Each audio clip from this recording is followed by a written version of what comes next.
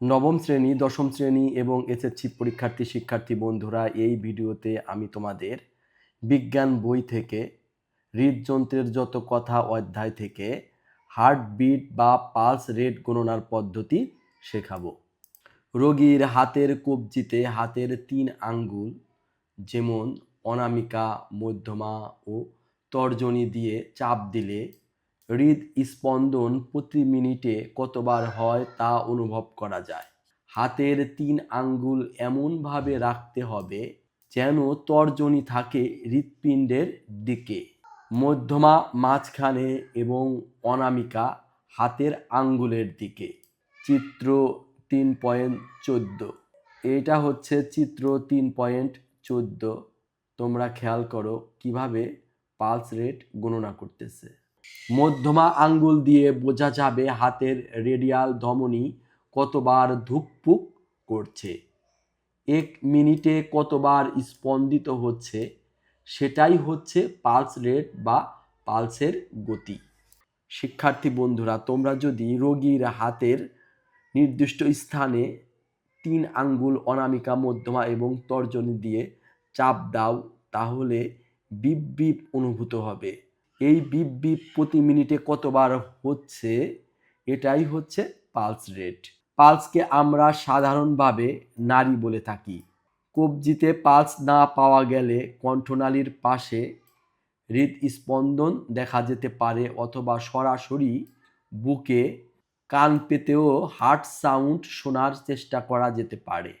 কোনো সাধারণ মানুষের পালসের গতি প্রতি মিনিটে কত হচ্ছে তা দেখা যায় উপরের বর্ণনা অনুসারে ব্যবস্থা নিলে। ঘড়ি ধরে পালসের গতি দেখতে হয়।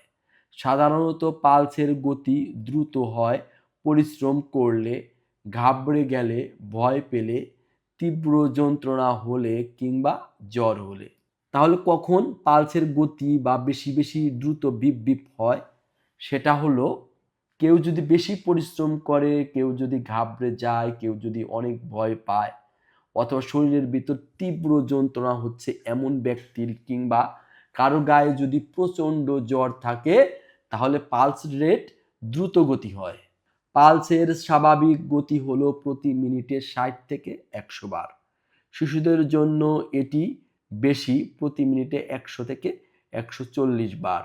পূর্ণবয়স্ক মানুষের পালস রেট প্রতি মিনিটে 100 এর অধিক হয় জ্বর ও শক অথবা থাইরয়েড গ্রন্থির অতি কার্যকারিতার কারণে।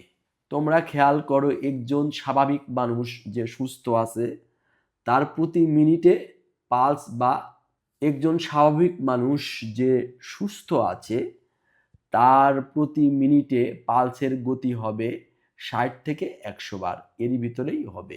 একটি শিশু সে যদি সুস্থ থাকে তাহলে তার একটু বেশি হয়, প্রতি মিনিটে 100 থেকে 100 বার হয়।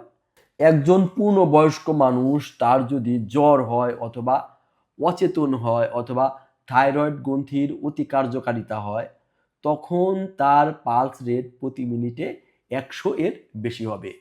শরীরের তাপমাত্রা যদি আমরা ফারেনহাইট স্কেলে নির্ণয় করি, প্রতি 1 ডিগ্রি ফারেনহাইট তাপ বৃদ্ধির জন্য গতি প্রতি মিনিটে প্রায় 10 বার বাড়ে।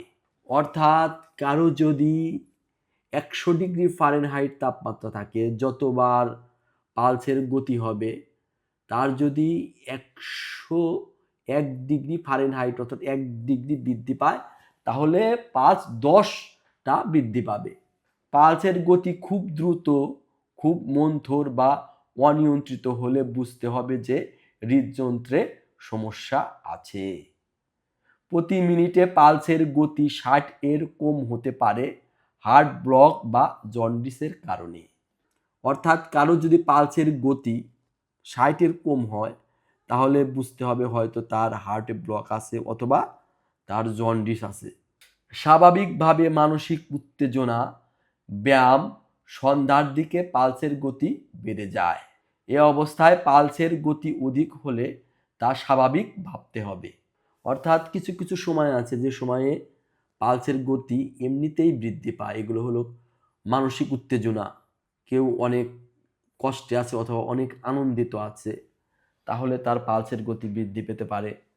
কেউ ব্যায়াম করছে, ব্যায়ামের পর তার পালসের গতি বৃদ্ধি পাচ্ছে, অথবা দিনের একটি নির্দিষ্ট সময় সন্ধ্যার দিকে পালসের গতি একটু বেড়ে যায়। এ অবস্থায় যদি পালসের গতি অধিক হলেও তা স্বাভাবিক ভাবতে হবে। ঘুমানো অবস্থায় এবং রাতে সুনিদ্রার পর সকালে পালসের গতি ৬০-এর কম হতে পারে। এই অবস্থাটিকেও স্বাভাবিক ধরতে হবে। কেউ ঘুমিয়ে আছে তাহলে তার পালসের গতি ৬০-এর কম হতে পারে, অথবা রাতে খুব সুন্দর ঘুম হয়েছে, সকালে পালসের গতি ৬০-এর কম হতে পারে। এ অবস্থায় যদি কারো পালসের গতি ৬০-এর কম হয় তাহলে ভেবে নিতে হবে এটি একটি স্বাভাবিক অবস্থা।